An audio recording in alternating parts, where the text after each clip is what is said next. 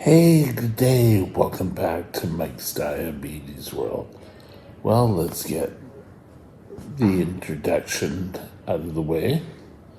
First, blood sugar's at 7, 8, but I'm dropping.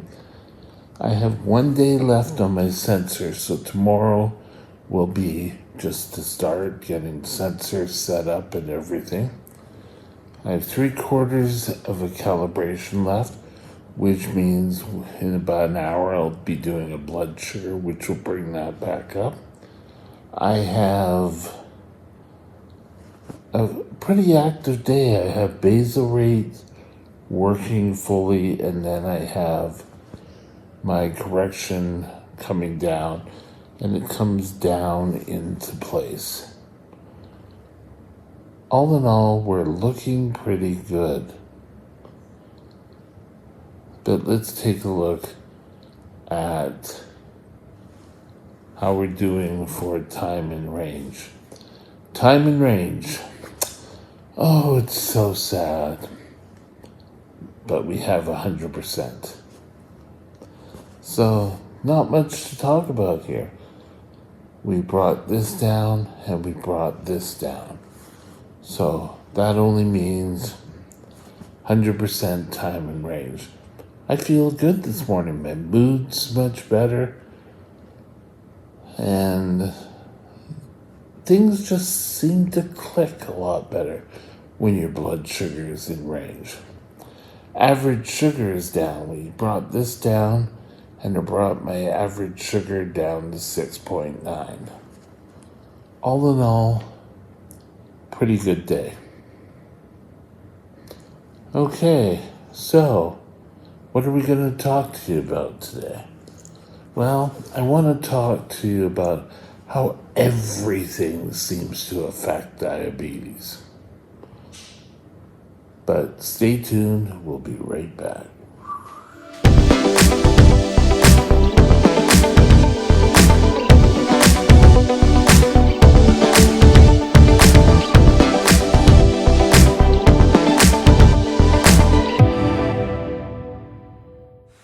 This channel is provided for informational purposes only.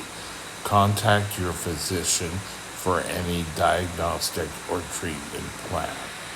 Isn't it funny how your blood sugar is so volatile day to day? How you can have your blood sugar go super high and then next day be low. Could be something you ate. I know for me personally, I always got blamed, and still in the facility I'm in, I still get blamed. What did you eat? Yes, I eat so much stuff.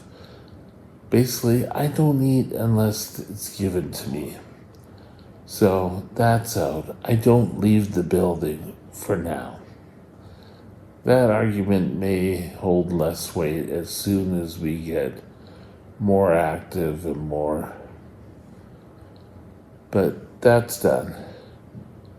3, just your daily activities. Get out and do something can also affect your diabetes.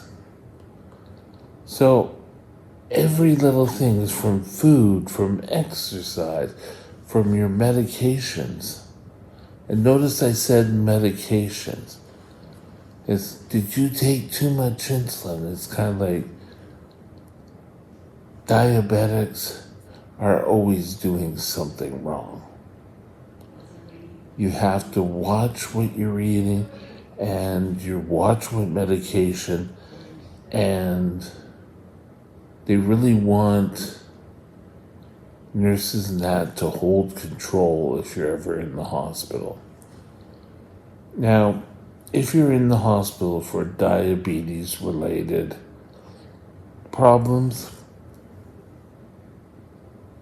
that could be reason where they can offer the 2 cents. If you go in for something more than your diabetes, ask your doctor, can I control my own diabetes? Who knows you best than you? So, if anything comes up, if you start going high, you'll know what treatment works for you and what plans you and your doctor have. They can worry about the rest. And in fact, when it was decided that this would be a better place for me to be observed and to be watched for my diabetes and for other things, I said, I'm going to control my diabetes in here. And that was part of the deal. But things get better, and now they know that I take responsibility for myself. We may have disagreements on what we do quite a bit, but we have issues solved quite substantially and quite easy. But you have to take responsibility, and part of your responsibility is realizing that anything whatsoever can cause your diabetes to go out of whack. Could be the cold, could be a flu, could be you've started taking your insulin an hour early and you don't know why you're having a low blood sugar before noon. That one's kind of easy. You could have other ailments going on that you're unaware of.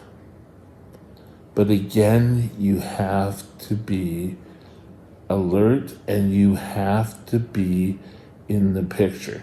You have to take responsibility. You have to deal with the highs. If you go high all the time, you need to modify your insulin. I will be doing a video within the next 2 days and saying how institutionalized care differs, and is it the best fit for everyone? No, because if it was, we'd have institutions full of type 1 diabetics.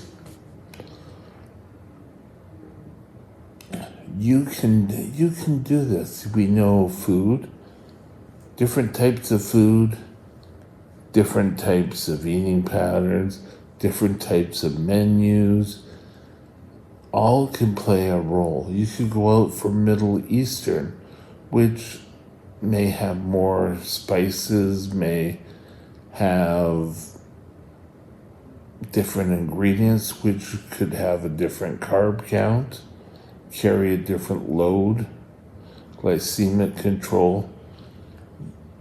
It's so open. So that's why carb counting is a plus. You have your medications. Getting up after lying in bed for a while and starting to exercise again really starts to cause fluctuations in your way and in your way your blood sugars react. Medication, you don't take enough insulin, you're going to go high. You take too much, you're going to go low. So don't go off and saying, you know what? This much insulin did that. If I took this much, my whole blood sugar problems would disappear. Chances are you're probably going to end up flat out. If you're quite an active person and you get up and you exercise and you go for a run or a swim every day, congrats to you. But if you stop doing that for a couple of days, your blood sugar control is probably going to look completely different to what you normally are. So those days you may need extra insulin. Environmental. I've told this story a number of times, and you're probably getting sick of my stories. However, I'll be like Rose off the Golden Girls. Back in St. Olaf, no. I had my first endocrinologist. Well, technically it was my second, but the first one as an adult I saw was Dr. John Hunt. And he told us there was this, I think she was a type 2, but still the story holds its own, where she got pretty good control. But every month, around the same time of the month, her blood sugars went through the roof. And then they'd come down and she'd be fine. But it was almost predictable. They thought it was her time of the month, that wasn't it. And then they finally realized that she went and got her hair dyed every 4 weeks. And it was the same time, and that caused, so she changed her hair dye color or brand, and things changed. Nowadays, I think sugar is not used as much, but it was causing problems. So it's easy. If you've had a medical procedure, I'm at the age now where colonoscopies are pretty prevalent. Most people my age. Because rectal cancer is terrible. No one wants that. But if you go in for that procedure, you're not going to be able to eat. It's quite a stressful time. Chances are you could have a low before you go in, and you could be high after, because it's your body's answer to the fight or flight reflex. So, all these things, you have to think what was different. And don't just say, okay, I did this, I did that. Did you eat something different that you're not used to eating? Did you have more fruit? Did you count your carbs correctly? Be honest with yourself and take a range of everything that you could have possibly had. It's important. It's important for you to gain control of your diabetes. Always remember, but never forget, keeping your blood sugars within normal ranges are the best course.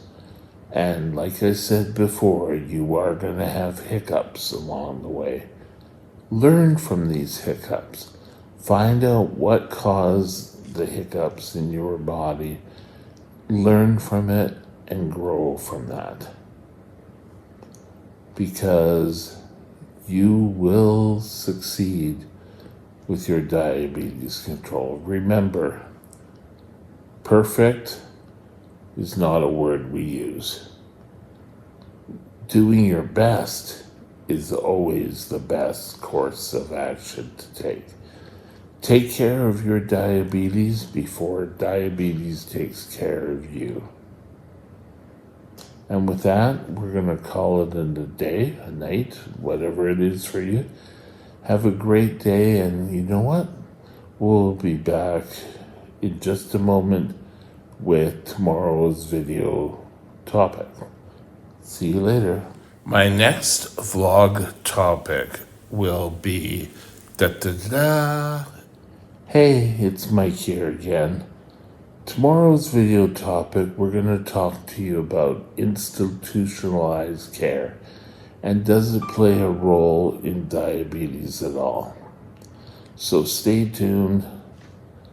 Be back tomorrow, the video will go, I'll just say live. I know live means something else on the YouTube world, but it will be available for you to watch tomorrow at 8 a.m. Pacific time.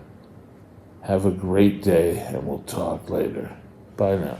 My email is mikesdiabetesworld@gmail.com.